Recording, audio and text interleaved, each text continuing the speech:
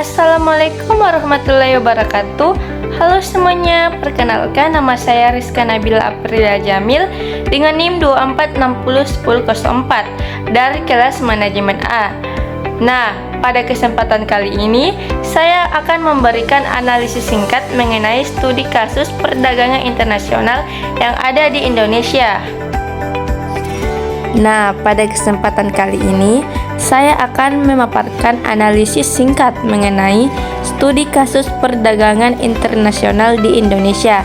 Sebagaimana kita ketahui, Indonesia adalah pemain aktif dalam pasar global.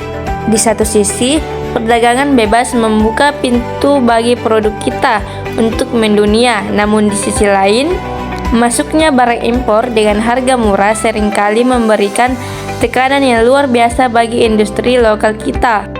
Nah, mari kita bahas kebijakan pemerintah berperan di sini. Apa sih itu perdagangan internasional?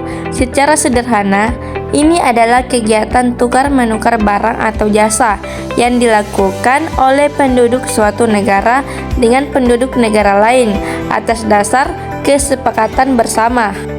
Tujuannya untuk memenuhi kebutuhan yang tidak tersedia di dalam negeri, memperluas pasar bagi produsen lokal, hingga meningkatkan devisa negara.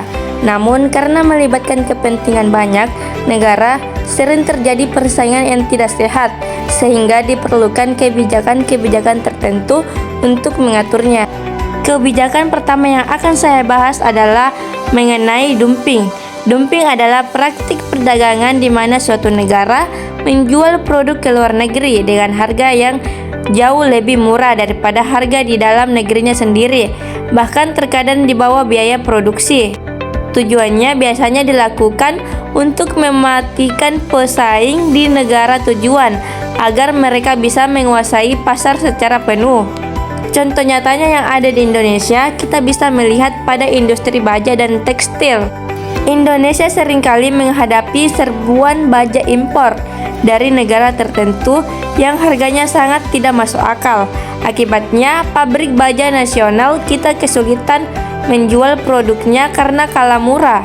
Dan respon pemerintah untuk melindungi industri ini, Indonesia melalui Komite Anti Dumping Indonesia sering menerapkan bea masuk anti dumping, yaitu pajak tambahan khusus untuk barang tersebut agar harganya kembali adil di pasar kita.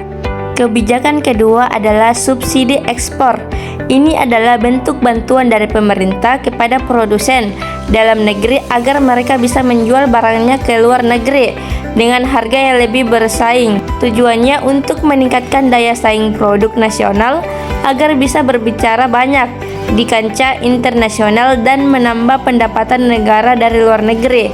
Contoh nyatanya yang ada di Indonesia seperti sektor pertanian. Pemerintah memberikan subsidi pupuk kepada petani kelapa sawit atau kopi sehingga biaya produksi mereka lebih rendah dan harga ekspor kita bisa bersaing dengan negara lain.